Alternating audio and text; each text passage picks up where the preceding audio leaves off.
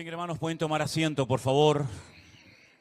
Los niños pueden pasar ya a sus clases, que lo están deseando hace una hora, no paran, normal.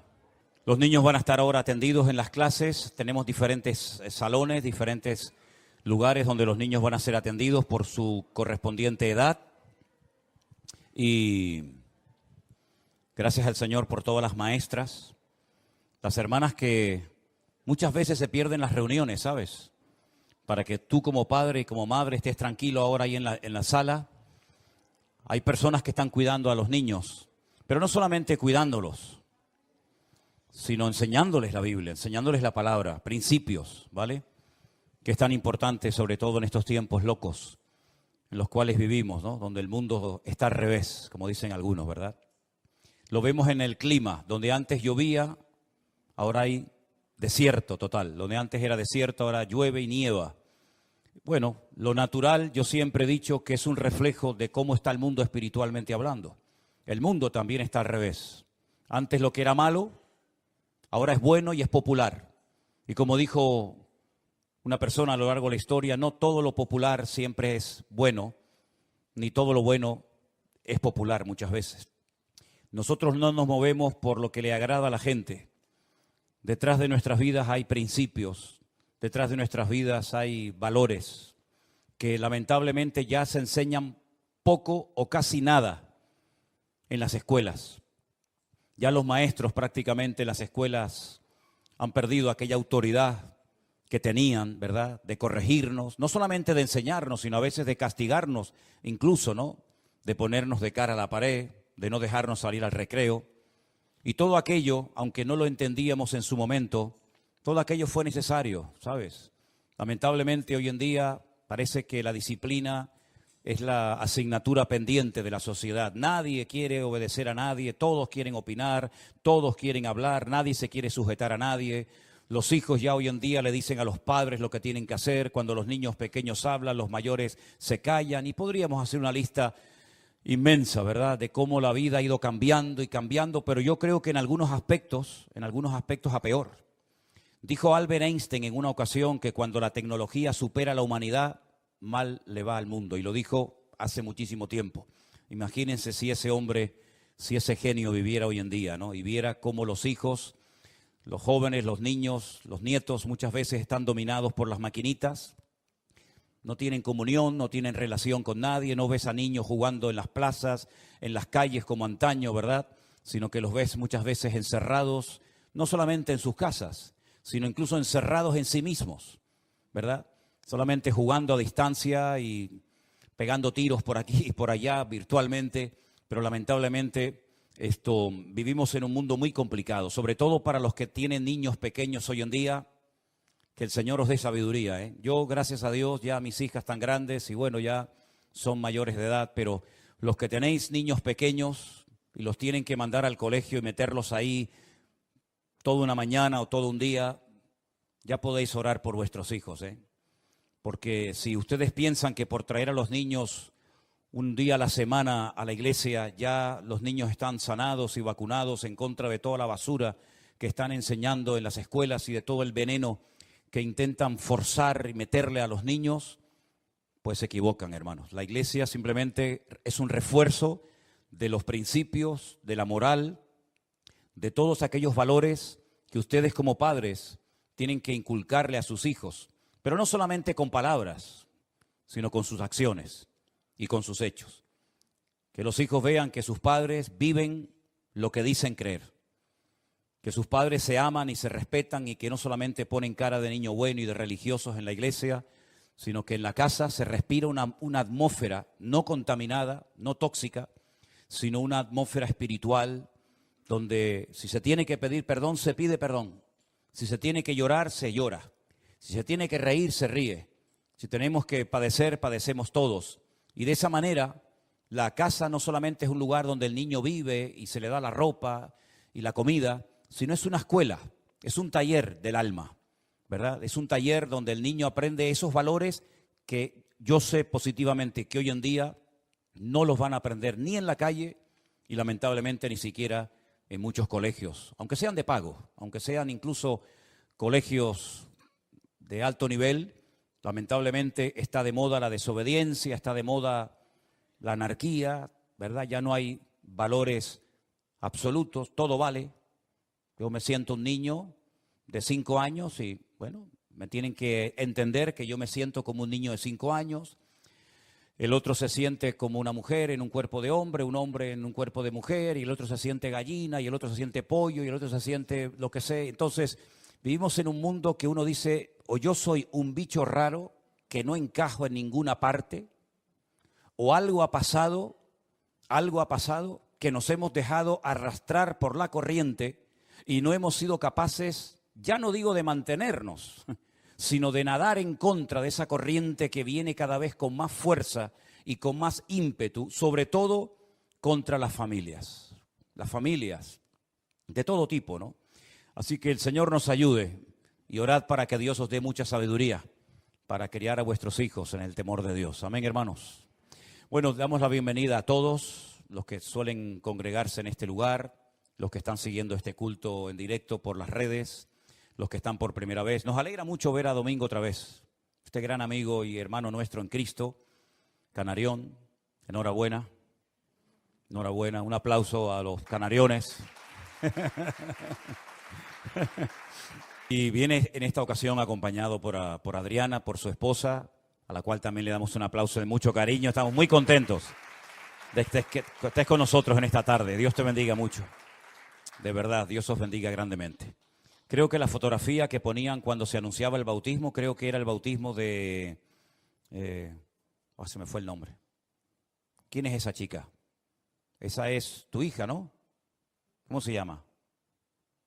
Nadie se acuerda. ¿Betania? ¿No es Betania? ¿No es Betania esa? ¿Ah, no? He bautizado a tanta gente que ya no sé ni de quién se trata. Eso creo que fue en Toledo, ¿no? Ah, bueno, está bien. Ya no me cabe más cosas en el disco duro. Ya me empieza a patinar el disco duro. No tengo que resetearme y hacerme con otro disco duro. Vamos a orar un momentito, amados hermanos, y vamos a escuchar la palabra atentamente. Hoy voy a hacer algo que no he hecho en estos últimos 3 años. Lo tengo aquí. Ahora estoy poniendo los dientes largos, ¿no? Digo, ¿qué irá a hacer este hombre esta tarde, no? Señor, te damos muchas gracias por esta oportunidad nueva, este privilegio de poder estar aquí juntos, como hemos leído esta tarde en armonía. Te pedimos, Señor, que todo lo que oigamos y aprendamos en el día de hoy sea de bendición para nuestras vidas y que tú nos ayudes a madurar, a crecer, a desarrollarnos bíblicamente para poder hacer las cosas en la vida, como dice tu palabra, Señor, decentemente y con orden, sin cometer errores, sin tropezar y caer constantemente para aprender algo, sino que hagamos caso y prestemos atención a la palabra que tú nos has regalado, Señor, tu Santa Biblia. En el nombre bendito de Jesús. Amén y amén. Durante los días del confinamiento, en marzo del 2020, parece mentira, ¿no?, que ya haya pasado 3 años y parece que fue ayer, comenzamos a recibir muchísimas llamadas y correos de todas partes del mundo, haciendo todo tipo de preguntas y comentarios y preguntándonos muchas cosas de la Biblia. Pero en aquellos días, sobre todo en aquellos días, aunque todavía de vez en cuando hay alguna persona que va en esta línea, pero sobre todo en aquellos días se ponía en contacto con nosotros mucha gente que según nos contaban, estaban en un lugar donde no se estaba enseñando lo que se llama la sana doctrina, una palabra bíblica cristocéntrica, pero ahí estaban, lo estaban pasando mal, sabían que no se estaban haciendo las cosas decentemente y con orden, pero ahí estaban, sufriendo, llorando, pasándolo mal.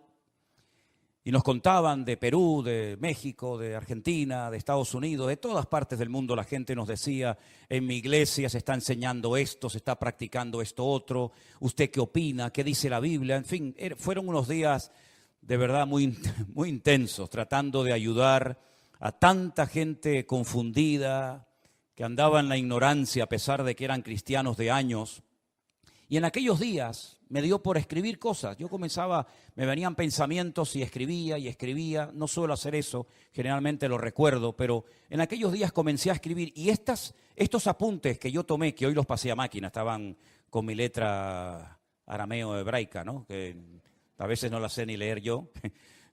La pasé bien escrita hoy a máquina, digamos, con el ordenador. Y estas cosas yo las escribí en marzo del 2020, en pleno confinamiento. ¿Por qué no salen algunas personas de lugares donde no están siendo ministrados sanamente, correctamente? Y yo decía, tu punto número 1, el miedo, por miedo. El miedo condiciona nuestra conducta y sin lugar a dudas nos impide tomar sabias decisiones. En aquellos días se ponían en contacto conmigo personas que se quejaban, que lo estaban pasando mal, pero que no se atrevían a salir de ese lugar donde estaban siendo mal adoctrinados. ¿Creen esas personas o alguien les ha hecho creer que si se van, todo les va a ir mal? Porque les han metido en la cabeza que no hay más allá de su iglesia local o de su denominación o del ambiente religioso en el que se han criado. Les han dicho que todos están equivocados menos ellos y que si se van serán unos rebeldes que no quieren someterse y por eso se van. Y yo puse entre paréntesis, esclavos, marionetas, lavado de cerebro, porque eran cosas que yo reflexionaba en aquellos días, escuchando a aquella gente que nos llamaba y nos escribía y nos contaban sus tragedias personales. También hay gente que están muy cómodos a pesar de que lo están pasando mal. Tienen un cargo, un puesto que les da una seguridad, pongo esto entre comillas, ¿verdad? Les da una identidad y son víctimas del sistema. No saben vivir ni disfrutar de la vida sin hacer lo que hacen. Y yo puse en mis apuntes, perdonen si alguien se ofende, pobres desgraciados. Saben lo que tienen que hacer, pero no lo hacen, porque no están dispuestos a pagar el precio y viven una vida de hipocresía. Y cuando escuchamos el testimonio de nuestro hermano Osman, el pastor en Tierra Alta, en Colombia, él dijo, ¿se acuerdan en su testimonio? Viví como un hipócrita durante muchos años para guardar la compostura. Así que tenemos el miedo, la comodidad. En el punto número 3 yo puse en mis apuntes personales, falta de fe. Personas que dependen económicamente de lo que les dan y no saben o no quieren vivir de otra manera. Son los asalariados del siglo XXI, dependientes de los hombres y no de Dios. Los que los dominan y controlan sus vidas saben perfectamente que estas personas por un plato de lentejas son capaces de permanecer en el más absoluto silencio y no crear problemas, aunque en el fondo de sus corazones lo estén pasando mal. ¿Están ahí? ¿Siguen ahí? Así que hay muchos motivos por los cuales muchos no rompen con el patrón establecido, con lo que llaman cultura, sometimiento, como se dice hoy en día, con lo políticamente correcto. Y el reino de Dios se ha llenado de cobardes, de asalariados, de gentes sin un mínimo de amor propio, y así les va a muchos. Los ves cargados, tristes y hasta en algunos casos amargados y agotados. Han perdido la libertad gloriosa de los hijos de Dios y sin querer o queriendo han hipotecado su presente y su futuro. No pueden decidir por ellos mismos porque siempre hay alguien por encima de ellos que les dicen lo que tienen que hacer o lo que no tienen que hacer. Porque el líder o el ungido se ha convertido en el dueño y el amo de sus vidas. En estas cosas yo reflexionaba en aquel tiempo y entonces pensando en todo esto, ahora viene el mensaje de hoy que lo he titulado ¿Cómo salir de la cárcel? Como voy a predicar en una cárcel en Guatemala dentro de unos días o dentro de unas semanas, no voy a poner nunca el título de este mensaje cuando vaya a predicar, no sea que tenga serios problemas, decir, hoy os voy a predicar de cómo salir de la cárcel. Y me tomen literalmente en vez de la metáfora que quiero explicar y se monte un lío increíble, ¿no?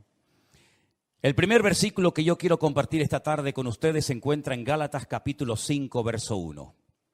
Es un versículo muy conocido que dice así: estad pues firmes en la libertad con que Cristo os hizo libres, y no estéis otra vez sujetos al yugo de la esclavitud. Pablo enfatiza en esta carta que una cosa es vivir en libertad y otra cosa es utilizar la libertad como pretexto para pecar. Cristo ha roto todas y cada una de nuestras cadenas para que nunca más volvamos a ser esclavos de nada ni de nadie. Porque la libertad que tenemos no es producto de nuestra sabiduría, de los años que tenemos, sino es producto de una obra perfecta que llevó a Cristo nada más y nada menos que a una cruz para morir por nosotros, para que nosotros viviéramos en libertad todos los días de nuestra vida y no fuéramos unos esclavos, repito, de nada ni de nadie. ¿Cuántos dicen amén? Por lo tanto, la libertad que tenemos es producto directo de haber conocido la verdad. Tenemos un texto aquí en el frontal de nuestra plataforma en la iglesia, que ya lo hemos recitado muchas veces. Conoceréis la verdad y la verdad os hará libres. Jesús dijo: yo soy el camino, yo soy la verdad y yo soy la vida. Por consiguiente, hasta que tú no tengas un encuentro, una experiencia con el autor de la libertad, con el autor de la verdad, no serás verdaderamente libre. Tú creerás que eres libre, pero en el fondo, como veíamos el otro día, cuando estudiábamos parte de la carta de Pablo a los romanos, eres un esclavo. Porque la Biblia dice que cuando alguien no puede dejar de hacer algo, sea lo que sea, se convierte en un esclavo de ese algo o de esa persona. Y hay personas que sin darse cuenta viven como esclavos. Esclavos de pasiones, esclavos de miedos, esclavos de temores, esclavos de tantas cosas que podríamos enumerar en esta tarde. Y Cristo precisamente vino a romper todas las ataduras y cadenas espirituales de nuestras vidas, para que podamos vivir en libertad desde que te levantas hasta que te acuestas, sin depender de nada, de nadie, de ninguna sustancia para sentirte un tanto eufórico y ponerte a caminar y a funcionar en la vida. Cristo quiere darte una libertad 100% genuina y real que nada ni nadie te la podrá dar en esta vida. Pero a veces el diablo nos quiere meter en nuestra cabeza miedos y temores. ¿Y saben por qué hay gente que siempre tiene miedo a algo? Porque el que vive mal, el miedo siempre le persigue. Esa es la pura realidad. Si tú no estás alineado 100% con Dios, si tú no vives, como oíamos hace poco un mensaje, en santidad, en orden, en obediencia, sometido a Dios y a su palabra, y no vives bien moralmente, espiritualmente hablando, el miedo siempre te perseguirá a donde quiera que vayas. Cambiarás de país, cambiarás todo lo que quieras, pero hasta que tú no seas capaz de liberarte de todos tus temores y derrotarlos una vez y para siempre, tú nunca serás verdaderamente libre. Si hay temores en tu vida, y tú sabrás si los hay o no, tú no serás verdaderamente libre, porque el temor esclaviza a la gente, el temor ciega a las personas. El temor te impide tomar sabias decisiones en la vida. Y precisamente una de las razones principales por las que Cristo vino a este mundo es para romper la influencia, la presión del diablo sobre nuestras mentes, sobre nuestras conciencias, sobre nuestras vidas, para que podamos vivir en libertad, porque la persona libre es la persona gozosa y la persona victoriosa en Cristo Jesús, Señor nuestro. ¿Cuántos dicen amén? El Señor vino para deshacer todas las obras del enemigo. Y puedes vivir en libertad, porque esto nos lleva al segundo punto, y el versículo es Romanos 5.1, también otro 5.1. Justificados pues por la fe tenemos paz para con Dios por medio de nuestro Señor Jesucristo. Podemos vivir en libertad y podemos vivir en paz, porque Cristo pagó el precio de nuestros pecados. Saben que una ocasión, creo que fue en la época de Semana Santa, yo les explicaba que una de las palabras que utilizó el Señor Jesucristo en arameo cuando estaba en la cruz del Calvario muriendo allí en Jerusalén, fue una palabra que se escribía en el documento de deuda. Cuando una persona terminaba de cumplir su condena bajo el Imperio Romano, se le daba un documento, se llamaba el certificado de deuda. Y se ponía el sello romano, el sello imperial, y se ponía una palabra.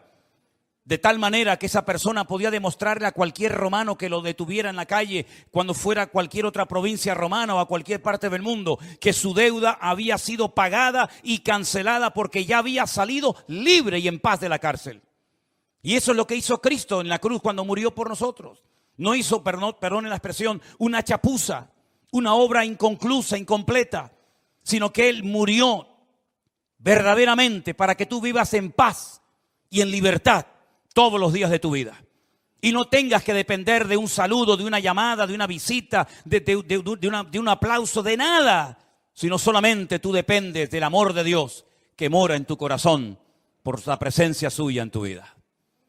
Hermanos queridos, qué privilegio tan grande saber que ninguna condenación hay para los que estamos en Cristo Jesús. Los que no andamos conforme a la carne, sino conforme al Espíritu. Es importante que tú luches con tus temores, con tus traumas y con tus complejos, porque hasta que tú, repito, no venzas todo lo que a título personal te ha dominado y condicionado durante toda tu vida, tú no serás una persona de paz, tú no serás una persona de libertad, sino serás un esclavo más del sistema, un esclavo más de algo o de alguien que no terminas de superar. Pero ¿saben lo que he descubierto a lo largo de mi vida? Si he aprendido algo, es que para cambiar, uno tiene que desear cambiar. ¿Lo entendiste? Se puede cambiar, claro que se puede cambiar, no te quepa la menor duda. Pero no se puede cambiar si tú no quieres cambiar. Y hay personas que en el fondo no quieren cambiar. Hay personas que en el fondo aman y están atrapados y agarrados a ese vicio, o llámalo como quieras. Y saben que pueden vencerlo, porque saben que otras personas lo han logrado y lo han conseguido. Pero en el fondo no quieres y te agarras. Y sabes que puedes cambiar. Y sabes que si Dios está contigo, ¿quién contra ti? Pero en el fondo de tu corazón tu voluntad te domina. No la has rendido, no la has sometido a la voluntad de Cristo. Y por lo tanto eres un esclavo de ti mismo. Que es la peor esclavitud que existe. Porque es la que menos se da cuenta la gente que posee. La esclavitud de uno mismo. La Biblia dice que podemos vivir en libertad. La Biblia dice que podemos vivir en paz. Y algo muy importante para poder vivir una vida cristiana victoriosa es alimentar sanamente nuestra fe. Que nada ni nadie la envenene. Y por eso quiero llevarles a un pasaje muy bonito que aparece en el Evangelio de Marcos. En el Evangelio según San Marcos, en el capítulo 11. El Señor Jesucristo había hecho un milagro con un árbol, con una higuera. Y los discípulos se quedan asombrados cuando ven que la higuera se ha secado de arriba abajo. Y entonces el Señor se les queda mirando y aprovecha la ocasión para decirles: tened fe en Dios. Marcos 11, 22. Tened fe en Dios. Porque de cierto os digo que cualquiera que dijere a este monte, quítate y échate en el mar, y no dudare en su corazón, sino que creyere, será hecho lo que dice, y lo que diga le será hecho. Por tanto, os digo que todo lo que pidiereis en oración, creed que lo recibiréis y os vendrá. Y cuando estéis orando, escucha bien esto, cuando estés orando, perdonad. Perdonad. Si tenéis algo contra alguno, para que también vuestro Padre Celestial que está en los cielos os perdone a vosotros vuestras ofensas. Porque si no perdonáis, tampoco vuestro Padre que está en los cielos os perdonará vuestras ofensas. Hay una asociación entre el perdón y la oración, ¿verdad? Y uno dice, ¿qué tiene que ver el perdonar para poder orar con libertad ante Dios? Hombre, ¿cómo se te puede ocurrir orar sabiendo que no hablas con esta hermana hace años?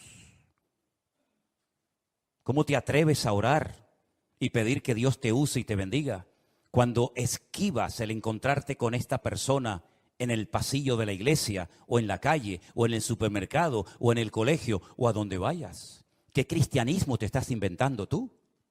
¿Crees que así funciona esto? Te equivocas. Esto no funciona así. Aquí hay reglas fijas, reglas que no varían con el paso del tiempo, reglas que tuvieron que oír y practicar todas las generaciones de hermanos que nos han precedido en el pasado. Si estás orando y te acuerdas que tienes algo contra alguien, perdónalo. Porque si no lo haces, yo tampoco te voy a perdonar a ti. Es algo recíproco. Tú lo que haces es lo que vas a recibir. ¿Qué es lo que cosechamos en la vida? Lo que hemos sembrado. Y el que siembra generosamente, generosamente cosechará.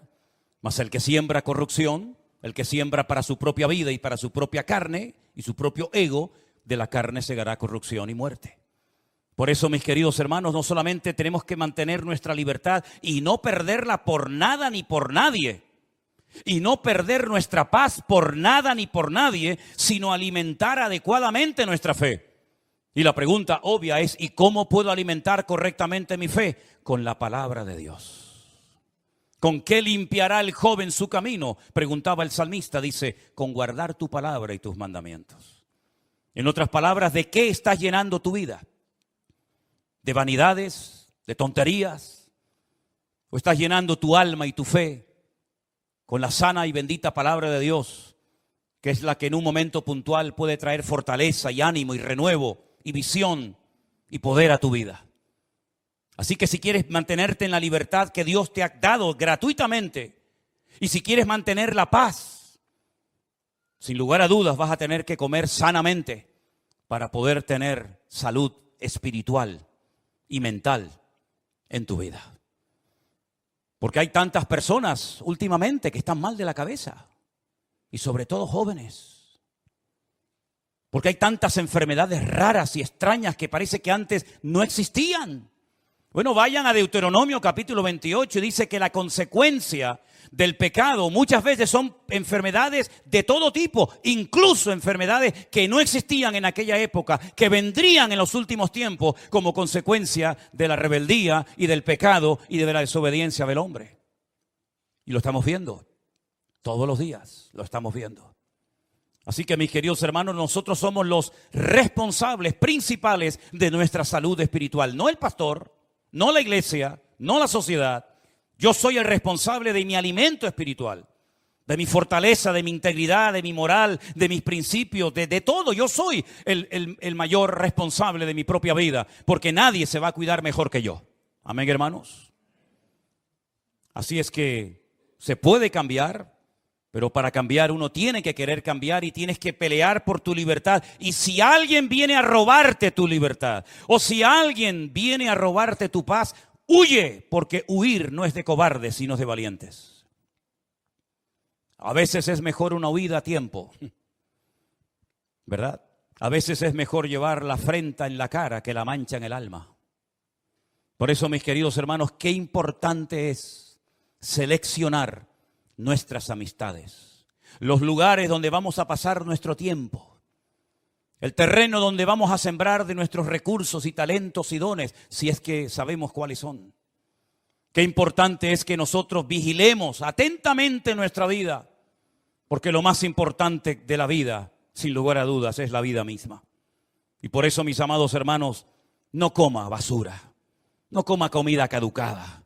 Coma la sana palabra de Dios, aliméntese de un ministerio que tenga fluidez en la palabra, que esté conectado con la fuente de agua viva y no con comida caducada que ya no hace beneficio, más bien daño al que la come.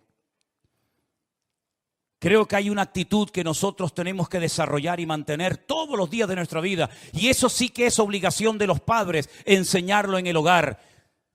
¿Se acuerdan ustedes cuando hace años teníamos en la puerta de la iglesia una especie de tablón, una especie de lienzo blanco donde poníamos la palabra gracias en los distintos idiomas que conocíamos? ¿Cómo se dice gracias en inglés? ¿Y en árabe? Shukra.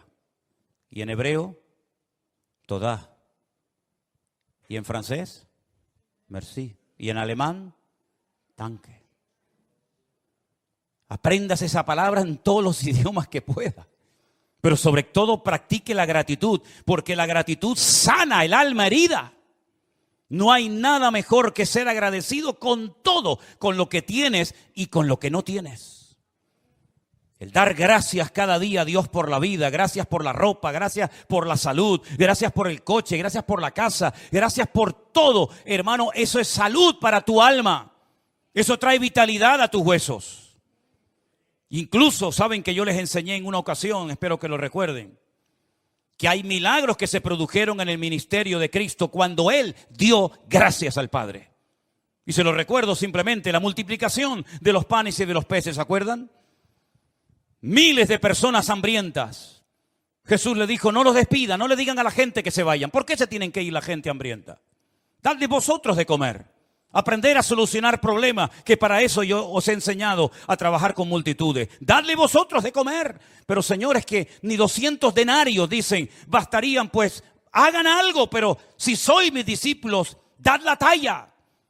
No le digan a la gente que se vaya. Aprendan a resolver problemas. Aprendan a trabajar bajo presión. Porque yo les he enseñado lo que se tiene que hacer cuando no tenemos recursos. Y entonces alguien dice, hemos encontrado por ahí a un muchacho, a un niño, que tiene unos pocos panes y peces. Pero, ¿qué es esto para tanta gente? Jesús dijo, esto es suficiente. Traédmelos. La Biblia dice que Jesús, antes de decir partidlos y repartidlos entre la multitud, dice que tomó aquellos pocos panes y peces y alzando su mirada al cielo dijo, gracias, gracias. Los partió y dijo, ahora comiencen a repartir y a repartir y a repartir. Y una cosa, al final, recojan todo lo que sobra, para que no se desperdicie nada. Un milagro de reproducción de panes y peces, un milagro que alimentó a multitudes por la palabra gracias. ¿No será que a ti te hace falta un milagro en tu vida y por ser poco agradecido o nada agradecido, ese milagro está detenido sobre tu cabeza? Y aún no ha descendido la gloria y la bendición de Dios porque no has aprendido a darle gracias a Dios por tu situación. Inténtalo, pruébalo. Comienza a dar gracias. En vez de quejarte, en vez de lamentarte, en vez de murmurar, en vez de hacer cosas que no convienen, comienza a dar gracias. A veces cuesta, ya lo sé. Y sé lo que digo. Pero es una disciplina diaria. Aprendamos a dar gracias por todo. Enseñemos a dar gracias. Que la primera palabra que aprendan nuestros niños no sea papá, mamá, tata, tito, toto. Que la primera palabra que aprendan nuestros hijos sea gracias. Amén, hermanos. Gracias, Señor, porque me has dado una buena noche de descanso. Gracias por la iglesia que tengo. Gracias por mis hermanos, gracias por la Biblia, gracias por todo lo que tengo en la vida. Y vas a darte cuenta de que el cambio va a comenzar a producirse en tu vida de una forma milagrosa. Y el otro milagro espectacular que se produjo por dar gracias, nada más y nada menos que la resurrección de Lázaro. ¿Te acuerdas? Gracias, Padre, porque sé que siempre me oyes. Aquí nadie cree nada, uno que si huele, otro que se lleva 4 días, la otra que se llegué tarde. Pero Señor, yo te doy gracias porque sé que tú siempre me oyes. Lázaro, sal fuera. Y el que había estado muerto durante 4 días salió caminando, porque esa palabra gracias abrió el cielo, derritió la incredulidad y descendió el poder de Dios sobre la vida de Lázaro el muerto. Tal vez hay algo muerto en tu vida. Tal vez hace años que murió algo en ti. Puedes resucitar ese algo que perdiste. Si dices gracias, Señor, porque tú eres el autor de la vida y el que cree en ti, aunque esté muerto, vivirá. ¿Cuántos dicen amén? Hay un asesino silencioso. Yo lo llamo así. Ese asesino que va matando lentamente al creyente y a cualquier ministerio o iglesia es la ingratitud. Quejarse por todo, siempre quejándome por algo, ¿verdad? El asesino silencioso, el que va carcomiendo nuestra vida lentamente, ¿verdad? Y siempre estamos igual, cuando parece que comenzamos a levantar cabeza, vuelve otra vez en el horizonte este asesino despiadado y comienza a carcomer nuestra fe, nuestro ánimo, nuestra paciencia, nuestro gozo, nuestra libertad, nuestra paz. ¿Por qué? Porque la ingratitud hermanos, jamás va a traer nada bueno ni positivo a tu vida y menos a tu familia. Destiérralo, dile que se largue de una vez. Nunca más vuelvas a molestarme, sino que ahora voy a comenzar a esforzarme. ¿Para qué? Para cambiar mis emociones, para cambiar mis pensamientos, para cambiar esas cosas tóxicas que están envenenando mi vida y mi relación con el Señor. Yo creo que cualquiera de ustedes, si se lo propone, puede cambiar en el nombre de Jesús. Si así no fuera, me largo ahora mismo de esta iglesia. Si así no fuera, ¿con qué autoridad, con qué cara me subo yo a predicar esta tarde para ponerles un caramelo en la boca y crear una falsa expectativa cuando en lo más profundo de mi corazón sé que por mucho que quieras, por mucho que lo intentes, tú no vas a cambiar nunca? Pero yo estoy plenamente convencido porque lo he visto miles de veces y lo seguiré viendo hasta el día que me vaya con el Señor, que el poder de Dios puede derretir el corazón más duro, que la palabra de Dios es una espada que penetra y parte lo que tenga que partir y quitar. Y que una persona cuando quiere cambiar en el nombre de Jesús puede cambiar y mantenerse en victoria todos los días de su vida. Ese es nuestro Dios. El único que puede cambiar la muerte en vida. El único que puede poner orden en el desorden. Y el único que puede traer luz en medio del caos y de las tinieblas. Y finalmente, después de tener esa libertad maravillosa y defender la capa y espada y no permitirle a nadie que me la quite. Y después de pelear con uñas y dientes hasta la sangre, como dice la Biblia, por mantener mi paz en Cristo Jesús y mi armonía y mi relación con el Señor y mi fe, entonces nos acordamos del Salmo 133 que se leía esta tarde cuando dice, mirad, mirad. Hay cosas que no hay que mirar, ¿saben, hermanos? ¿Sabían eso, verdad? Hay cosas que no hay que mirarlas. No oigo amén, pero lo voy a repetir otra vez. Hay cosas que no hay que mirar. Hay cosas que cuando pasan así hay que mirar para allá. Y el cuello quiere para allá. Para allá. Y si no puedes, arráncatelo. Porque la Biblia dice, mejor es entrar con un ojo al cielo que no entrar teniendo los dos. Hay cosas que no hay que mirar. Y sobre todo mirar atrás nunca, jamás. Pero aquí dice la Biblia, mirad, esto sí quiero que lo miren. ¿El qué? Qué maravilloso, qué delicioso es. Delicioso, lo compara con una comida sabrosa, ¿no? Habitar, estar los hermanos juntos en armonía. Dice el Salmo 133, es como el buen óleo sobre la cabeza, el cual